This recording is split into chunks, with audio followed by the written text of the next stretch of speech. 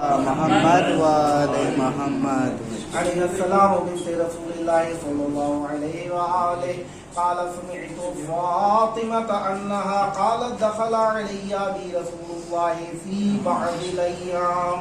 فقال السلام عليك يا فاطمة فقلت وعليك السلام فقال إني أجد في بدني ضعفا فقلت له أعيذك بالله يا أبتاه من الضعف فقال يا فاطمة ائتيني بالكساء اليماني فغطيني به فأتيته بالكساء اليماني فغطيته به وصرت أنظر إليه وإذا وجهه يتلألأ كأنه البدر في ليلة تمامه وكماله. اللهم صل على محمد وآل محمد. فما كانت إلا ساعة وإذا بولدي الحسن قد أقبل وقال السلام عليك يا أمة فقلت وعليك السلام يا قرة عيني وثمرة فؤادي فقال يا أمه إني أشم عندك رائحة طيبة كأنها رائحة جدي رسول الله فقلت نعم يا ولدي جدك تحت الكساء فأقبل الحسن نحو الكساء وقال السلام عليك يا جداه يا رسول الله أتأذن لي أن أدخل معك تحت الكساء فقال وعليك السلام يا ولدي ويا صاحب حوضي قد أذنت لك فدخل معه تحت الكساء. اللهم صل على محمد وآل محمد. فما كانت إلا ساعة وإذا بولدي الحسين قد أقبل وقال السلام عليك يا أمة وقلت وعليك السلام يا ولدي ويا قرة عيني وثمرة فؤادي فقال لي يا أمه إني أشم عندك رائحة طيبة كأنها رائحة جدي رسول الله فقلت نعم إن جدك وأخاك تحت الكساء فدنا الحسين نحو الكساء وقال السلام عليك يا جداه يا من اختاره الله أتأذن لي أن أكون معكما تحت الكساء فقال وعليك السلام يا ولدي ويا شافع أمتي قد أذنت لك فدخل معهما تحت الكساء. صل على محمد وآل محمد. فأقبل عند ذلك أبو الحسن علي بن أبي طالب فقال السلام عليك يا بنت رسول الله فقلت وعليك السلام يا أبا الحسن ويا أمير المؤمنين فقال يا فاطمة إني أشم عندك رائحة طيبة كأنها رائحة أخي وابن عمي رسول الله فقلت نعم ها هو مع ولديك تحت الكساء فأقبل علي نحو الكساء فقال السلام عليك يا رسول الله أتأذن لي أن أكون معكم تحت الكساء قال له وعليك السلام يا أخي ويا وصي وخليفتي وصاحب لوائي قد أذنت لك فدخل علي تحت الكساء. اللهم صل على محمد وآل محمد. ثم أتيت نحو الكساء وقلت السلام عليك يا أبتاه يا رسول الله أتأذن لي أن أكون معكم تحت الكساء قال وعليك السلام يا بنتي ويا بضعتي قد أذنت لك فدخلت تحت الكساء.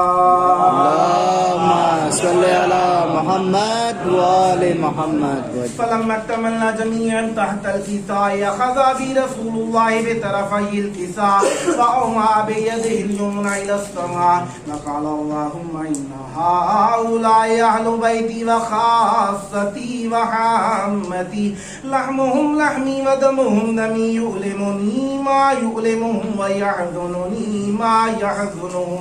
أنا حرب لمن حاربهم وسلم لمن سالمهم وعدو لمن عاداهم ومحب لمن أحبهم إنهم مني وأنا منهم فاجعل صلواتك وبركاتك ورحمتك وغفرانك ورضوانك علي وعليهم واذهب عنهم الرجس وطهرهم تطهيرا اللهم صل على محمد وآل محمد وقال الله عز وجل يا ملائكتي ويا سكان السماوات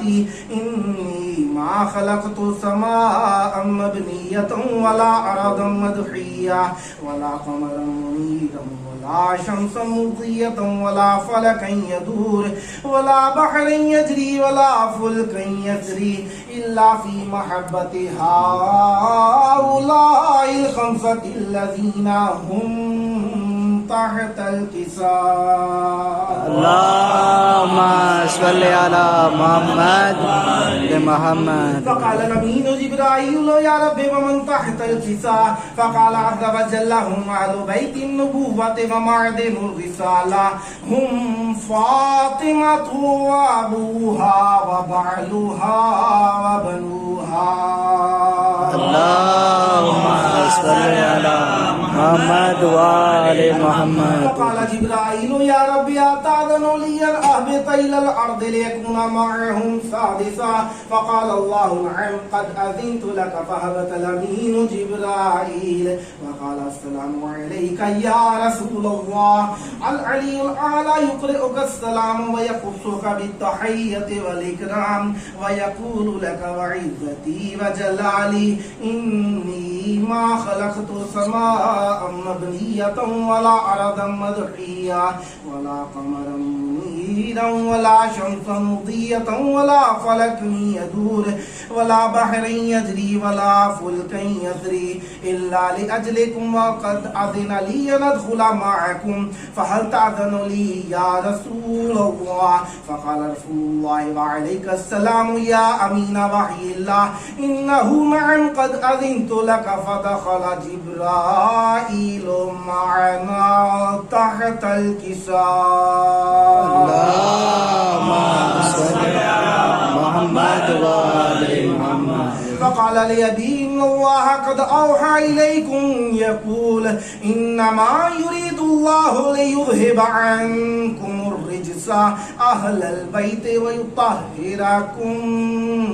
تطهيرا اللهم صل على محمد وآل محمد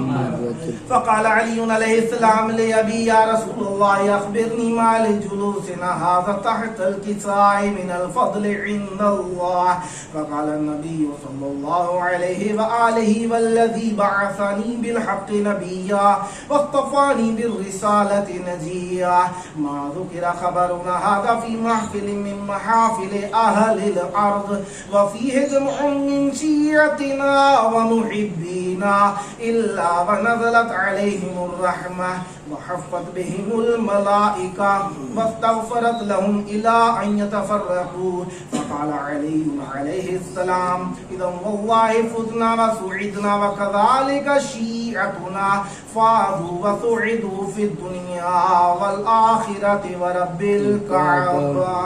اللهم صل على محمد وآل محمد فقال أبي رسول الله صلى الله عليه وآله يا علي والذي بعثني بالحق نبيا واصطفاني بالرسالة نجيا ما ذكر خبرنا هذا في محفل من محافل أهل الأرض وفيه جمع من شيعتنا ومحبينا وفيهم مهموم إلا وفرج الله همه ولا مغموم إلا وكشف الله غمه ولا طالب حاجة إلا وقضى الله حاجته فقال علي عليه السلام إذا والله فزنا وسعدنا وكذلك شيعتنا فاذوا وسعدوا في الدنيا والآخرة ورب الكعبة اللهم صل على